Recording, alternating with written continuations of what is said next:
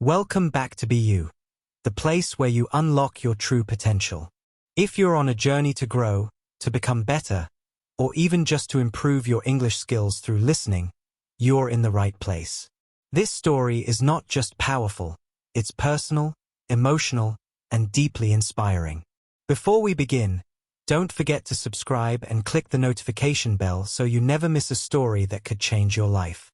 Today's story is about a man whose worst mistake led him to discover his greatest gift. This is the story of the prisoner who became a poet.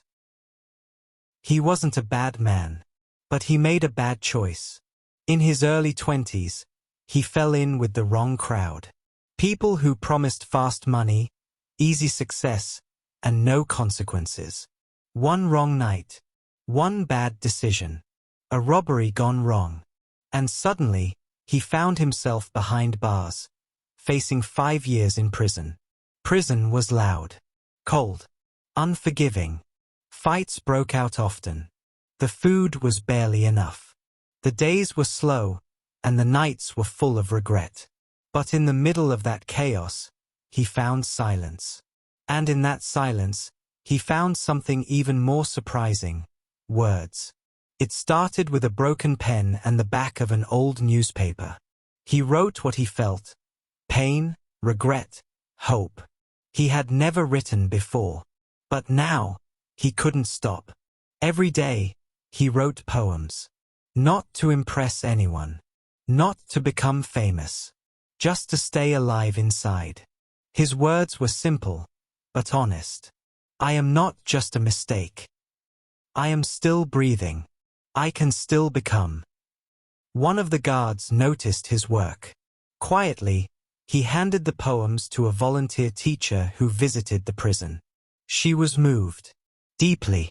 She saw something in those rough words, raw beauty. She typed them out and sent them to a small poetry magazine. 3 months later, a letter arrived.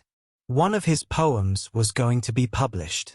The prisoner cried that day. Not because he was weak, but because, for the first time in years, he felt human again. He felt seen, heard.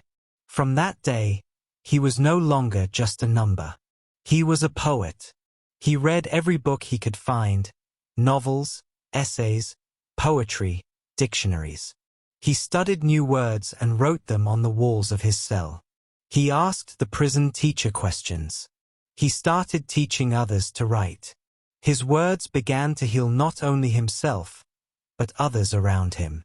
Inmates would gather and listen to his poetry after dinner. Some even started writing their own.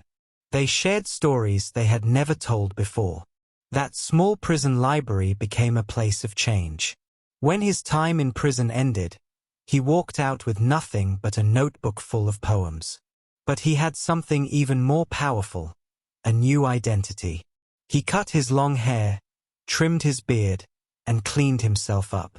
He looked in the mirror, and for the first time in years, he saw someone young again. Someone renewed.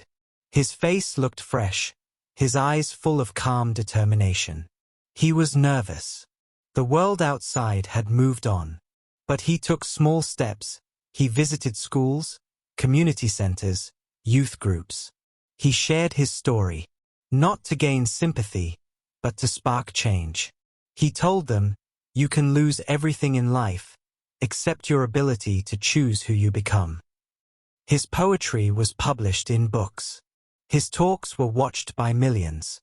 He was invited to universities. He worked with ex-offenders.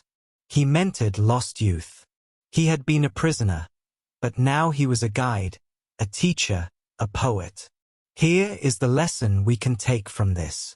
Life is not about where you start. It's about what you do with the time you have.